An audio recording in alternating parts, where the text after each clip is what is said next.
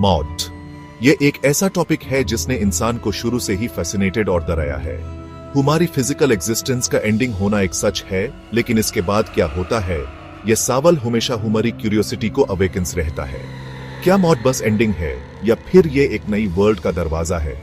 History में हर culture ने इस सवाल का आंसर ढूंढने की अटेम्प्ट की है। अलग अलग स्टोरीज, बिलीफ्स और रिचुअल्स बनाए हैं आफ्टर लाइफ के बारे में। इजिप्शियंस की अंडरवर्ल्ड की जर्नी से लेकर हिंदू धर्म के रीइंकार्नेशन तक, ये बिलीफ्स ह्यूमन सोलस, गाइडेंस और मौत के सामने होप देते हैं। आज की टाइम में साइंस भी इस मिस्ट्री को अनरेवल की अटेम्प्ट कर रहा है, ऑब्जर्वेशन और एक्सपेरिमेंट्स के थ्रू।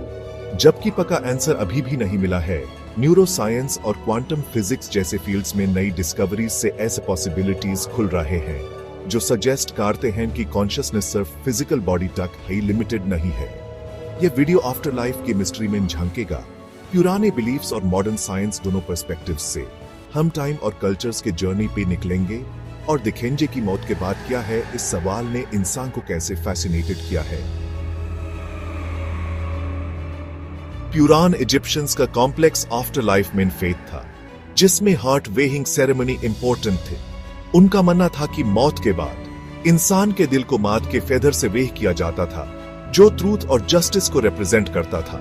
जिनके दिल हल्के होते थे वो आरू की ब्यूटीफुल आफ्टर लाइफ में जाते थे, और जिनके दिल भारी होते थे वो अमिट मॉन्स्टर द्वारा खा लिए जाते थे। हिंदू धर्म में मौत को जन्म, मृत्यु और रेनकर्नेशन के साइकिल का हिस्सा माना जाता है, जिसे सामसारा कहते हैं। सोल को इमॉर्टल माना जाता है और वो कर्मा के हिसाब से एक बॉडी से दूसरे बॉडी में जाती है। इस साइकिल से मुक्ति पाना यानी मोक्षा ही अल्टीमेट गोल है और ब्राह्मण में मिल जाना है। बुद्धिज्म हिंदू धर्म से कुछ सिमिलैरिटीज शेयर करता है, लेकिन परमानेंट सोल के कॉन्सेप्ट को रिजेक्ट करता है। इसकी जगह ये अनाटा या नॉन सेल्फ का आइडिया देता है, जिसमें कहा जाता है कि हम जिसे अपना सेल्फ मानते हैं वो बस चेंजिंग फिजिकल और मेंटल स्टेट्स का कलेक्शन है। मौत के बाद ये कलेक्शन बिखर जाता है और एक नया सेट किसी और फॉर्म में आ जाता है। सफरिंग और रीइंकार्नेशन का साइकिल एनलाइटनमेंट तक चलता रहता है।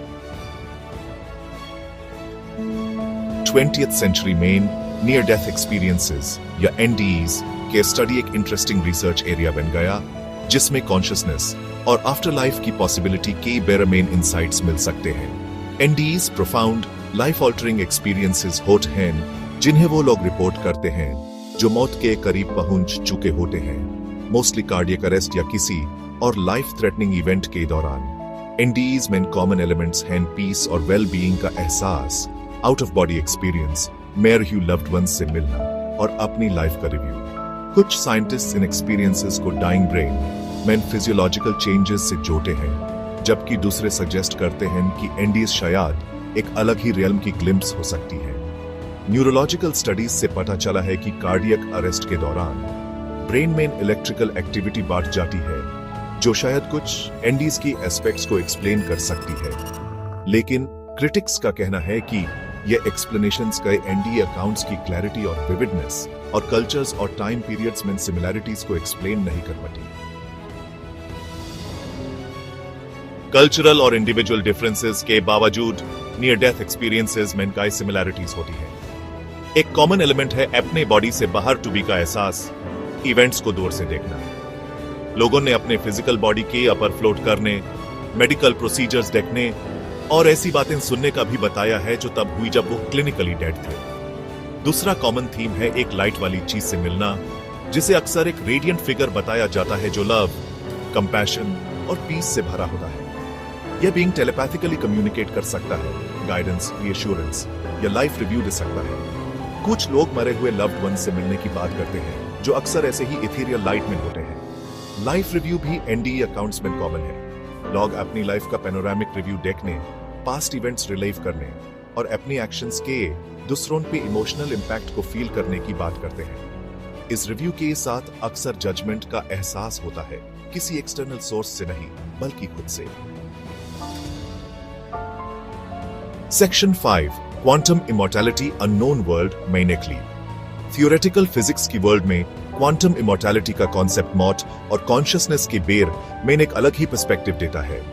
क्वांटम मैकेनिक्स की मेनी वर्ल्ड्स इंटरप्रिटेशन पे बेस्ड ये थ्योरी कहती है कि हर क्वांटम मेजरमेंट या इवेंट से यूनिवर्स के पैरेलल यूनिवर्सेस में स्प्लिट हो जाता है।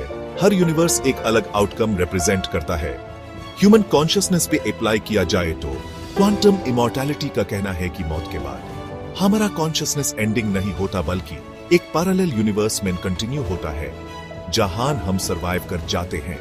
मतलब हम अपने सब्जेक्टिव पर्सपेक्टिव से इमॉर्टल हो जाते हैं यूनिवर्सेस के चेन में जहां हम अलाइव रहते हैं।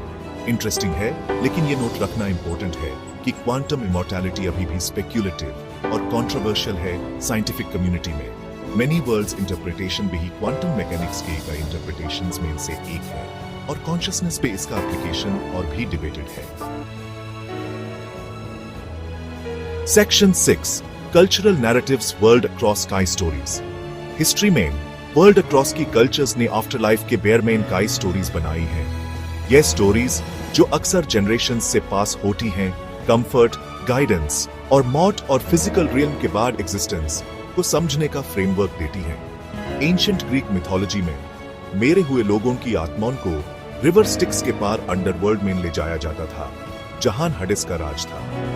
वर्चुअस लोगों को इलिसियम में रिवॉर्ड मिलता था, जबकि इविल लोगों को टर्टरस में पनिशमेंट मिलती थी। रिवॉर्ड और पनिशमेंट का यह कॉन्सेप्ट कई आफ्टर लाइफ बिलीफ्स में कॉमन है। नेटिव अमेरिकन कल्चर्स अक्सर मौत को एक स्पिरिट वर्ल्ड की जर्नी के रूप में देखती हैं, जहां मरे हुए लोग अपने एंसेस्टर्स से मीट हैं और एक अलग फॉर्म में एग्जिस्ट करते हैं। ये बिलीफ्स लाइफ और डेथ की इंटरकनेक्टेडनेस पे फोकस करते हैं, जिसमें मरे हुए लोगों की स्पिरिट्स अलाइव लोगों की लाइफ में रोल निभाते हैं। Section 7 personal encounters after life की ट्रू स्टोरीज। पुरानी कहानियों और साइंटिफिक थ्योरीज के अलावा कई लोगों का कहना है कि उन्होंने ऐसे पर्सनल एक्सपीरियंसेस किए हैं जो कन्वेंशनल एक्सप्लेनेशन से परे हैं और आफ्टर लाइफ की टुवर्ड्स पॉइंट करते हैं। ये अकाउंट्स जो अक्सर वंडर, ट्रेपिडेशन और समझने की डिजायर के साथ शेयर किए जाते हैं, अननोन वर्ल्ड की ग्लिम्स देते हैं। एक ऐसा ही अकाउंट पैम रेनॉल्ड्स नाम की एक औरत का है, जिसके ऊपर एक rare surgical procedure hypothermic cardiac arrest किया गया, जिसमें उसके बॉडी का टेम्परेचर रिड्यूस्ड कर दिया गया, हार्ट बीट और ब्रीदिंग स्टॉप्ड गई और ब्रेन वेव सीज्ड हो गई। क्लिनिकली डेड टू बी के बावजूद पैम ने बाद में एक vivid out of body experience के बारे में बताया, जिसमें ऑपरेटिंग रूम की एक्यूरेट डिटेल्स और मेडिकल स्टाफ की कॉन्वर्सेशंस शामिल थे, जो वो नॉर्मल सेंसरी परसेप्शन से नहीं जान सकती थी। एक और इंटरेस्टिंग केस कैमरन मैकॉली नाम के एक छोटे लड़के का है, जो 4 साल की उम्र में जेम्स हस्टन जूनियर नाम के एक पायलट के पास लाइफ के बारे में बात करने लगा। कैमरन ने हस्टन की लाइफ, फैमिली और प्लेन की डिटेल डिस्क्रिप्शंस दी और एविएशन टर्मिनोलॉजी यूज की, जिन्हें बाद में रिसर्चर्स ने वेरीफाइड किया, जो शायद रीइंकार्नेशन का केस हो सकता है। Section 8 bridging the divide where faith और लॉजिक मीट हैं। मौत के बाद क्या होता है, ये सवाल फेथ और रीजन के बीच में आता है। एक ऐसा एरिया जहां साइंस और स्पिरिचुअलिटी अक्सर टकराते हैं। साइंस एम्पिरिकल एविडेंस और टेस्टेबल हाइपोथेसिस ढूंढता है, जबकि फेथ बिलीफ, इंट्यूशन और पर्सनल एक्सपीरियंस पे डिपेंड करता है। लेकिन अपने अलग अप्रोचेस के बावजूद दोनों इस मिस्ट्री पे वैल्यूएबल पर्सपेक्टिव्स देते हैं।